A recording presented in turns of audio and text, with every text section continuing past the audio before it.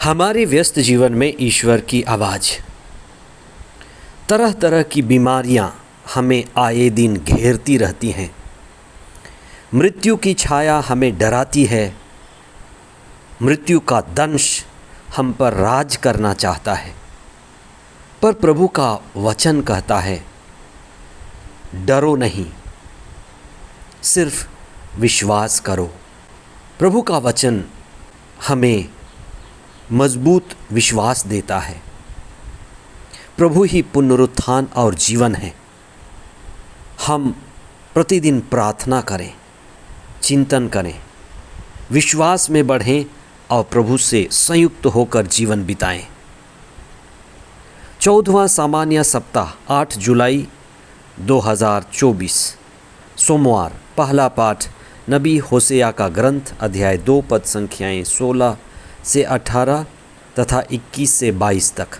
संत मत्ती का सुसमाचार अध्याय 9 पद संख्याएँ 18 से 26 तक। इस दुनिया में हमारा जीवन संघर्षों से भरा हुआ जीवन है। हमारे देश के सैनिक शत्रुओं से लड़ते हैं।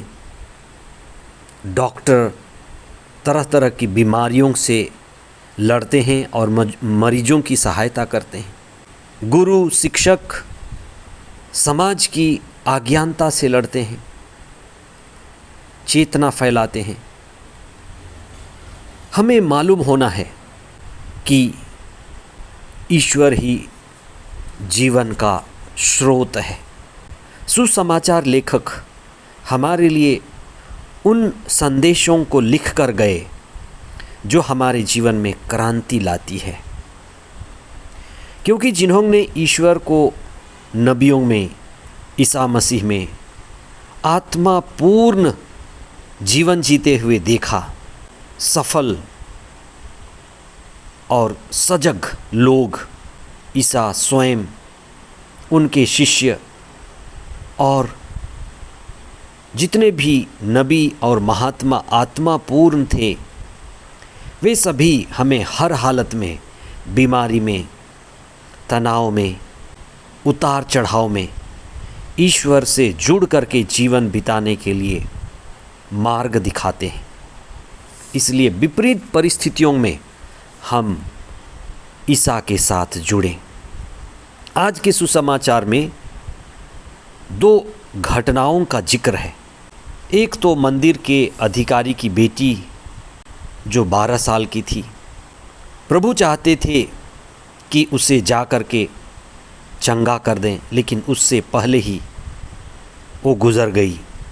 मृत्यु से लोग घबराते हैं। हम सभी मृत्यु से अपरिचित हैं। प्रभु अपनी उपस्थिति के द्वारा नए जीवन देकर ये प्रमाणित करते हैं कि वे ईश्वर के पुत्र हैं। 12 साल की लड़की। और दूसरी घटना, एक स्त्री जो 12 साल से रक्तस्राव के बहाव से पीड़ित थी। उसका धन समाप्त हो रहा था, लोग उसे छोड़ रहे थे, इलाज करने वाले इलाज नहीं कर पा रहे थे।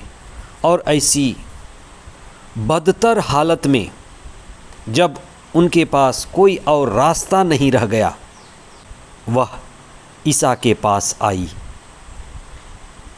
स्त्रियों का और विशेष करके इस तरह की स्त्री का गुरु के पास आना लगभग असंभव था, लेकिन मजबूत इरादे कि मुझे ठीक होना है और कोई दूसरा सहारा नहीं, ऊंचे स्तर का विश्वास कि बस मैं प्रभु को छू लूँ, ठीक हो जाऊंगी।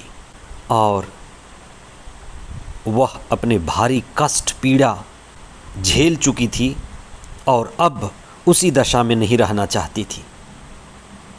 अगर आप दुख, तकलीफ, परेशानी से गुज़र रहे हैं, हालत अच्छी नहीं है, फिर भी अपने आप को मजबूत करें। अपनी सारी शक्तियों को प्रभु की ओर लगाएं। इलाज जारी रखें। जो भी हो सकता है होने दें, पर प्रभु पर मजबूत विश्वास के साथ अपने जीवन को आगे बढ़ाएं। वह नारी जो भीड़ को चीरती हुई प्रभु के पास गई, हमारे लिए विश्वास का उदाहरण है। उसने हार नहीं माना, वो बेड पर पड़ी रह सकती थी। इसीलिए कहा जाता है जो खुद की मदद करते हैं ईश्वर उनकी मदद करते हैं। आप खुद की मदद करें, ईश्वर आपकी मदद करेंगे।